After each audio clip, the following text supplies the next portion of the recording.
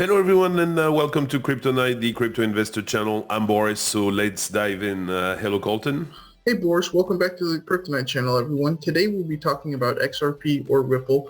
Can we dive right into the project for us, Boris? Sure. So XRP is the coin, Ripple is the company.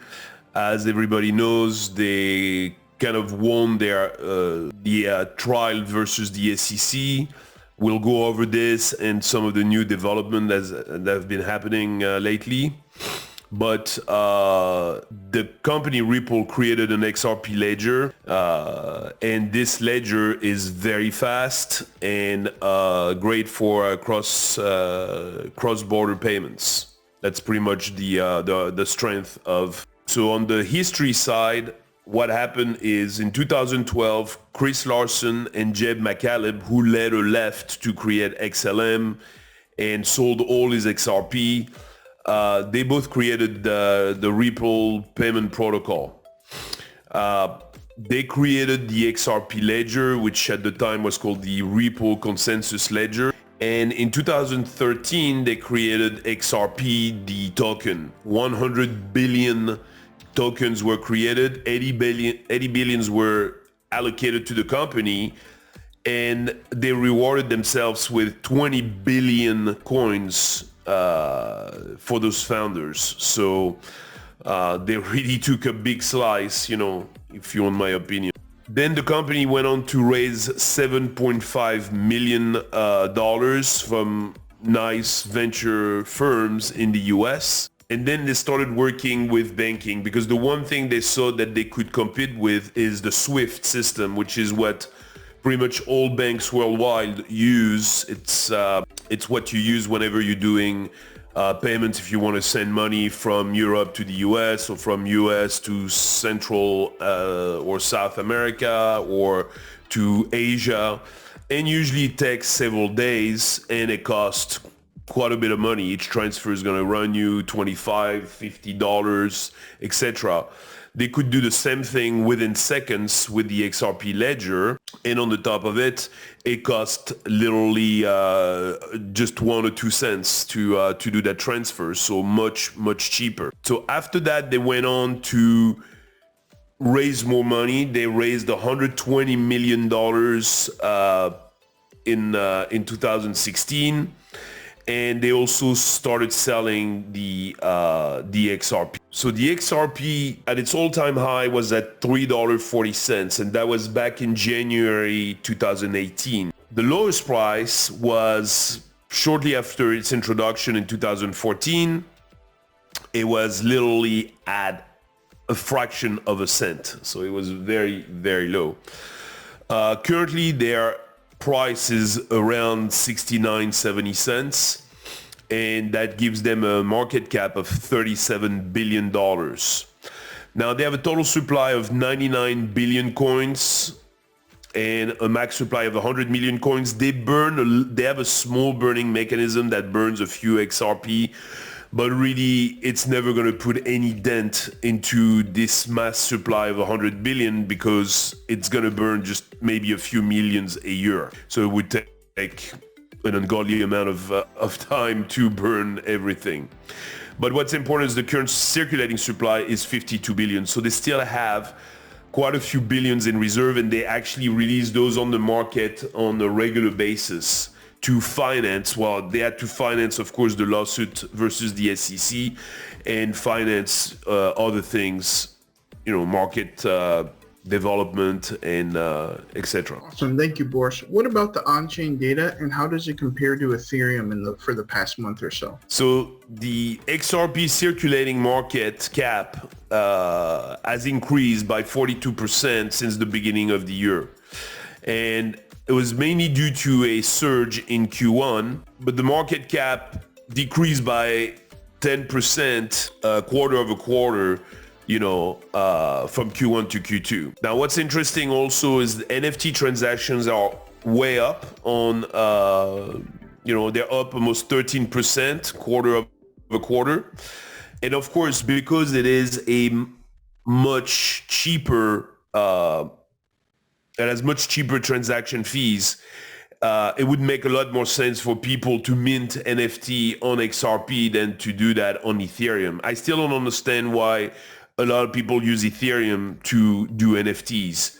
Solana is also another great one to do that kind of thing. The average daily transactions and daily active addresses have also seen a small decline, in Q2. So basically, Q1, Q2, we saw that things are not moving well because obviously everybody was waiting for what just happened, which was the judge in the case of SEC versus Ripple had to rule, and everybody was waiting for the ruling. So that's probably why we saw some decrease, during those times. Plus, probably people were getting tired. It's been 2 years, almost 2.5 years, since the case began. So people were just getting tired of waiting, I guess. So on July 13 of this year, the judge said, okay, it is not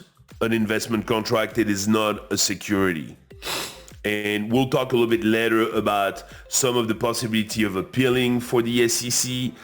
And then in the Luna case, that now a judge has ruled that he disagreed with what just happened with Judge Torres, and her ruling that XRP is not a security. We'll discuss that in a minute. Taking things in order.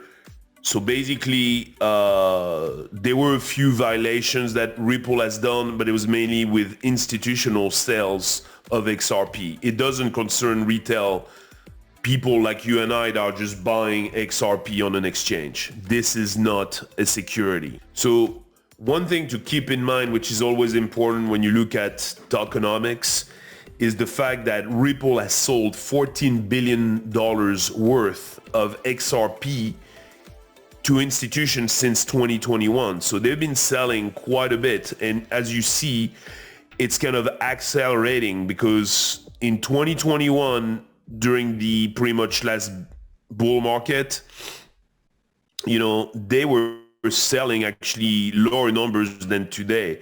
Today, they're selling at a pace of almost 3 billion, close to 3 billion per quarter.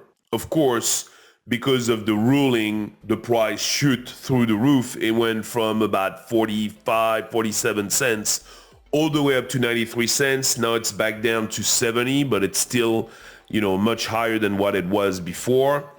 And we'll probably see some price action coming over the next few months. Definitely some volatility. So what's funny is then there is also the SEC versus Coinbase, and Coinbase actually relisted XRP now, knowing that it is not a security. It's been ruled by the court, so the SEC right now cannot do anything about that. It is not a security.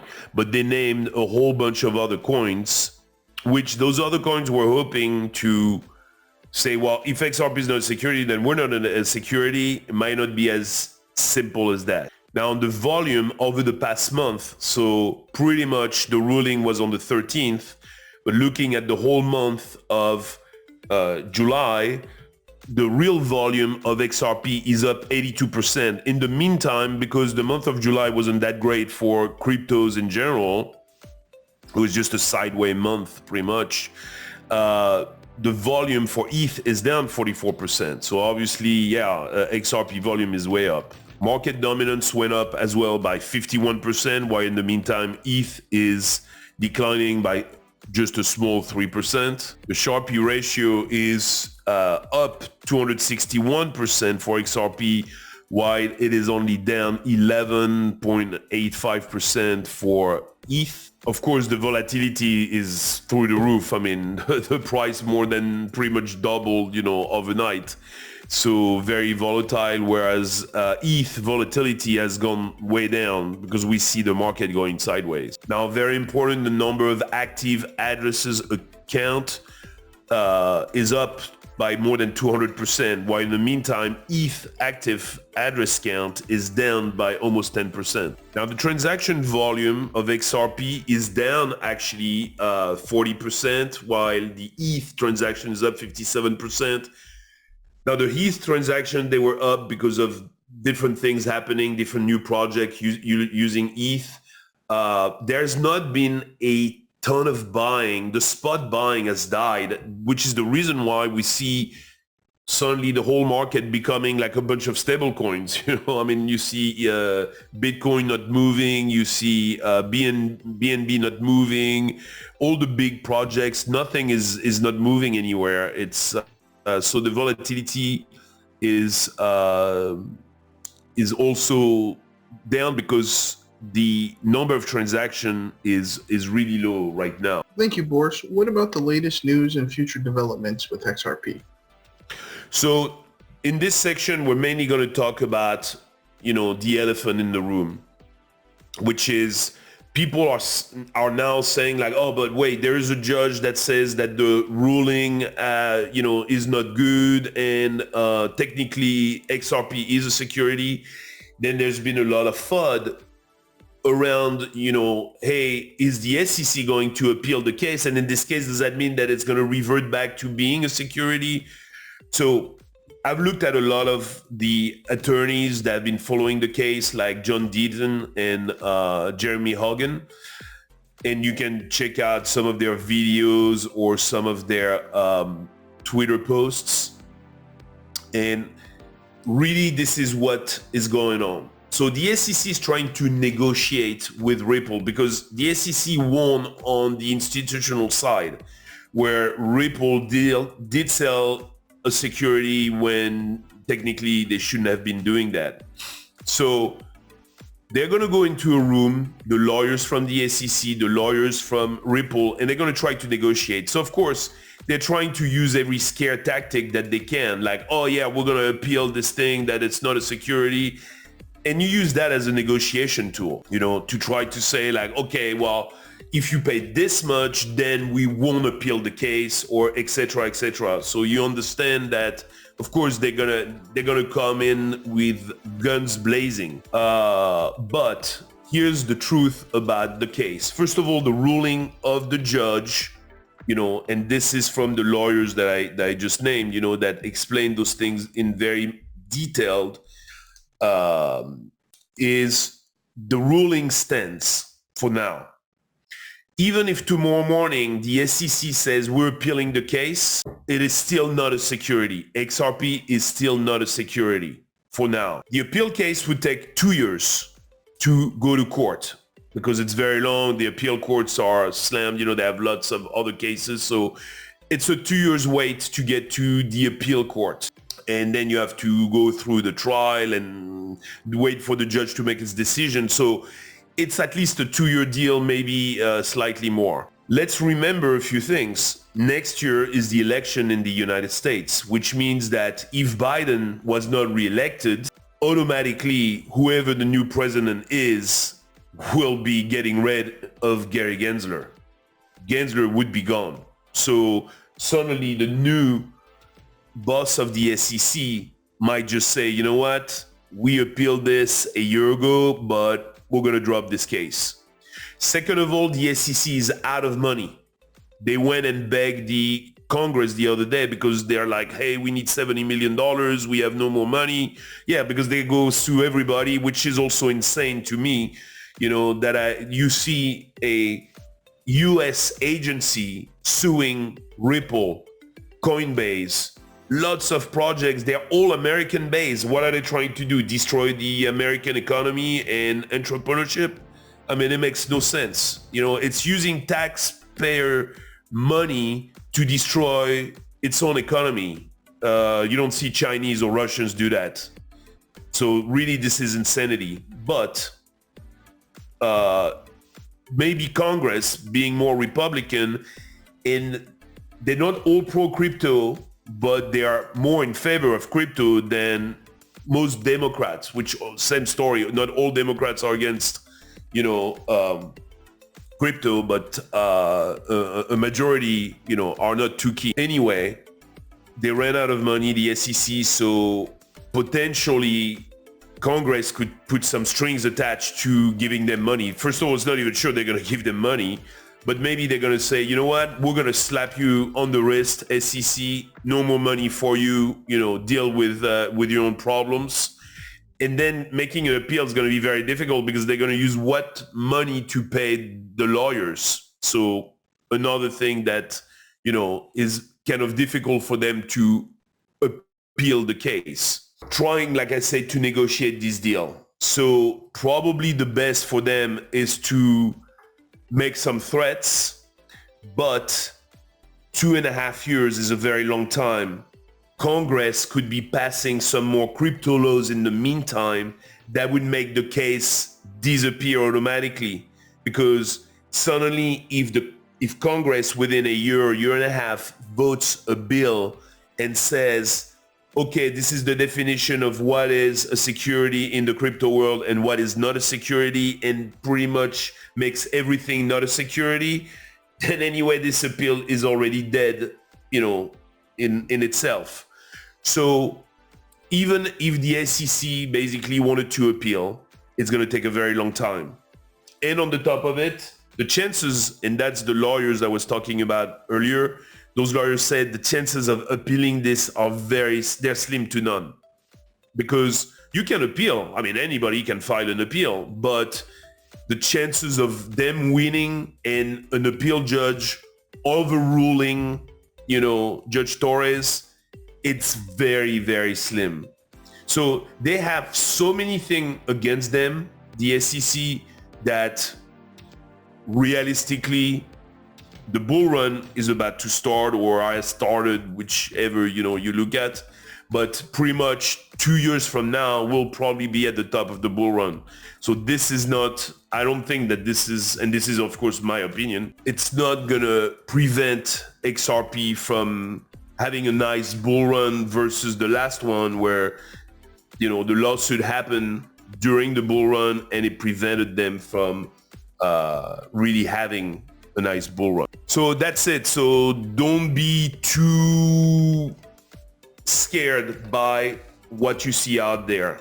That's not, I think it's a lot of people trying to create FUD.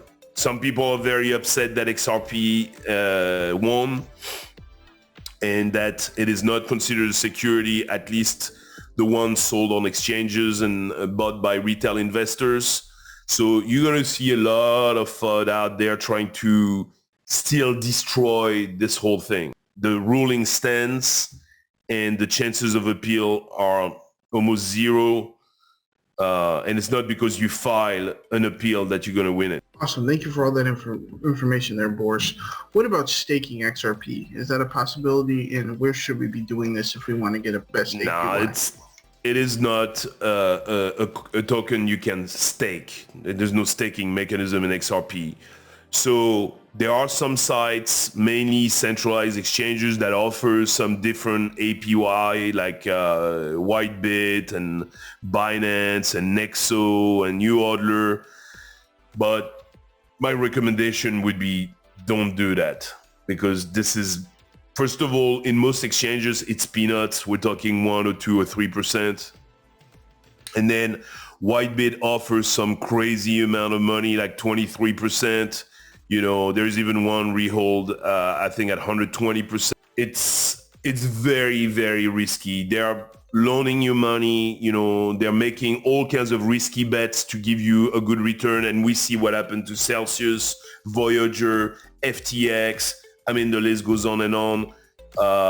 Don't do it. If you do believe in XRP and you want to keep it and you want to be able to enjoy the bull run, and at the top of the bull run or before the top, hopefully you start selling some and make some profit or whatever, don't risk your money, to try to get an extra few percentage points, because chances are you're going to lose your money. Thank you, Boris. What about the price prediction? Where do you see this going in the next 7 years or so? Within this bull run, we're probably looking at $3 would probably be reasonable, but it could go higher. And of course, everybody wants to dream that it goes to 10, 20, 100. First of all, those people telling you out there that it could go to 100, 500, crazy prices. it will not happen. I mean, let's be realistic.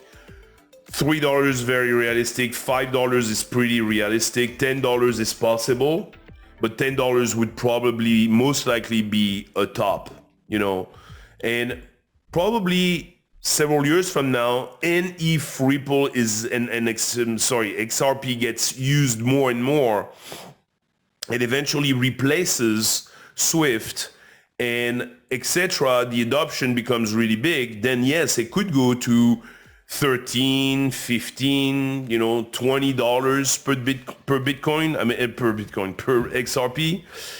But we're trying to be realistic.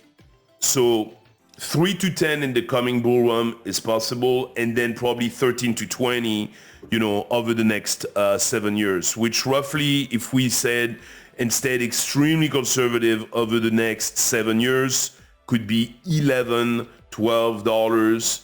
So about a 16x from here, which is already a very, very nice return. So that's it for me.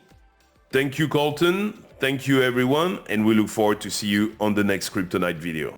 I hope this video helps. Thank you for watching. Have a good day. If you haven't already, please subscribe to our channel. And if you like the video at the end, click on the thumbs up.